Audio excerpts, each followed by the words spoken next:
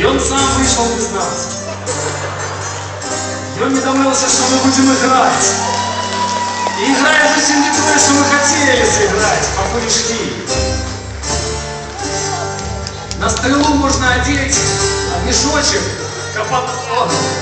Анатольевна, понравился ему в лоб, можно было не забить, але треснуть. Але принесите что-нибудь арбалет.